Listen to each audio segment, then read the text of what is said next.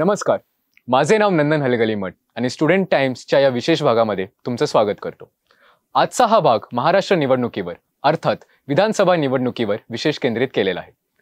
कोणत्याही देशाच्या विकासात निवडणुका नेहमीच महत्त्वाची भूमिका बजावतात आणि लोकशाहीचा विचार केल्यास भारत हे जगातील एक प्रमुख उदाहरण आहे।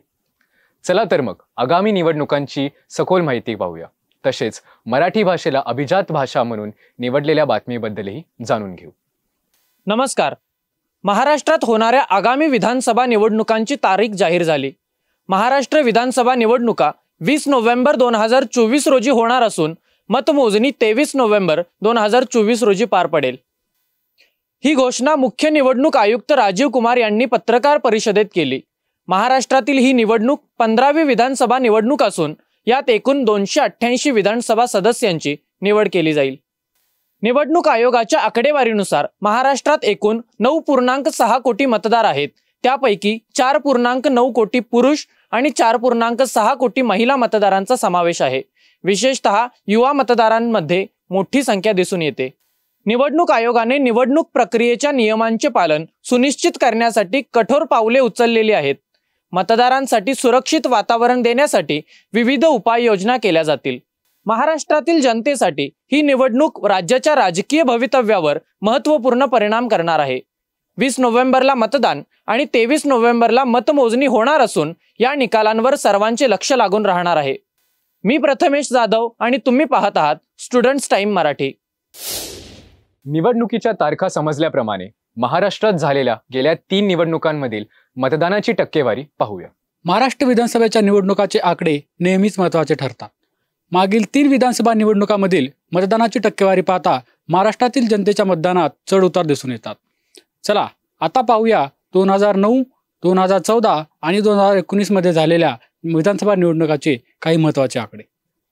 2009 साली झालेल्या महाराष्ट्र विधानसभेच्या निवडणुकीत एकूण मतदानाची टक्केवारी साधारणतः 60.5% होती, म्हणजेच खूप कमी मतदान झाले होते। यानंतर 2014 मध्ये महाराष्ट्राने पुन्हा विधानसभेच्या निवडणुकीला सामोरे गेले। या निवडणुकीत मतदानाचे प्रमाण थोडेफार वाढलेले दिसते। यावेळी मतदानाचा आकडा 63.13% पर्यंत पोहोचला। 2019च्या विधानसभेच्या निवडणुकीत मात्र मतदानाचा दर काहीसा कमी होऊन 61.13% आला। 2014च्या तुलनेत इथे थोडीशी घट झालेली दिसून आली।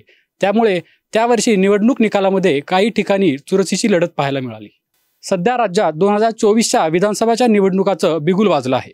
मागील निवडणुकांच्या आकडेवारीवरून लक्षात येतं की महाराष्ट्रातील काही जिल्ह्यांमध्ये मतदानाची टक्केवारी चढउतार करते। महाराष्ट्राच्या राजकीय पटावर आगामी निवडणुकीत मतदानाचे आकडे काय रंग दाखवतील हे पाहणे उत्सुकतेचे आहे। धन्यवाद। मी रोहित जाधव आणि तुम्ही पाहताय स्टुडंट्स टाइम मराठी। राष्ट्राच्या उभारणीत तरुणाईचा फार मोठा वाटा असतो। निवडणुकीच्या प्रक्रियेत त्यांचा सहभाग किती महत्त्वाचा आहे, चला तर मग ते पाहूयात।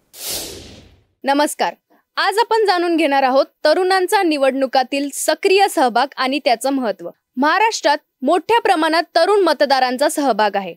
अनेक तरुणांना वाटतं माझ्या एका मताने काय फरक पडणार, आणि त्यामुळे मतदानाचा दिवस फक्त सुट्टीसारखा साजरा केला जातो। पण लोकशाही मजबूत ठेवायची असेल तर प्रत्येकाचं मत महत्त्वाचं आहे। फक्त मतदान करून थांबून चालणार नाही। तरुणांनी राजकीय घडामोडींवर लक्ष ठेवायला हवे, नेत्यांना प्रश्न विचारले पाहिजेत। शिवाय निवडणूक आयोगाच्या मोहिमांमध्ये भाग घेऊन इतरांनाही प्रोत्साहन देणे गरजेचे आहे। तरुण मतदार हे महाराष्ट्राच्या भविष्यासाठी खूप महत्त्वाचे आहेत। रोजगार, शिक्षण, आरोग्य आणि तंत्रज्ञानासारख्या मुद्द्यांवर योग्य निर्णय घेणारे नेते निवडण्यासाठी तरुणांचा मतदानामध्ये सहभाग खूपच गरजेचा आहे। जर तरुणांनी मतदानात भाग घेतला नाही तर योग्य नेते निवडले जाणार नाहीत आणि ह्याचा परिणाम भविष्यात आपल्या विकासावर होऊ शकतो। धन्यवाद। मी सोनाली बोबडे आणि तुम्ही पाहत आहात स्टुडंट्स टाइम मराठी। मराठी भाषेला खूप समृद्ध वारसा लाभलेला आहे। मराठी भाषेला अभिजात भाषेचा दर्जा दिल्याबद्दल ही बातमी पाहूया। नमस्कार। मराठी भाषेला आता अभिजात भाषा म्हणून मान्यता मिळाली आहे। या मान्यतेमुळे मराठीच्या सांस्कृतिक, साहित्यिक आणि ऐतिहासिक योगदानाला देशभरात मान्यता मिळाली आहे। भारतामध्ये आतापर्यंत तमिळ, संस्कृत, तेलुगू, मल्याळम, कन्नडा आणि ओडिया या 6 भाषांना अभिजात भाषेचा दर्जा मिळाला होता। या यादीत आता मराठीचाही समावेश झाला आहे। मराठीला हा दर्जा मिळवण्यासाठी काही ठराविक निकष पूर्ण करावे लागले. यात भाषेची प्राचीनता, तिचं साहित्यिक योगदान आणि सांस्कृतिक महत्त्व या गोष्टी येतात. या सन्मानाबद्दल पंतप्रधान नरेंद्र मोदी यांनी आपल्या एक्स पोस्टवर लिहिलं आहे की मराठी ही भारताची शान आहे. अभिजात भाषा म्हणून मिळालेल्या या सन्मानाबद्दल मराठी भाषेला हार्दिक शुभेच्छा. या मान्यतेमुळे मराठीच्या अभ्यासासाठी आणि संशोधनासाठी अनेक नवीन संधी उघडतील. मराठी भाषेच्या जागतिक स्तरावर प्रसार होण्यासही मदत होईल. धन्यवाद. मी सौरभी यादव आणि तुम्ही पाहत आहात स्टुडंट्स टाइम मराठी.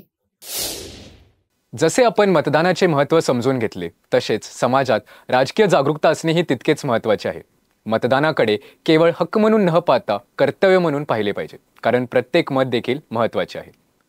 तुम्हाला स्टुडंट टाईमचा हा विशेष भाग आवडला असेल अशी आमची आशा आहे. तुम्ही आम्हाला studentime@dypiu.ac.in वर तुमच्या प्रतिक्रिया सांगू शकता. धन्यवाद.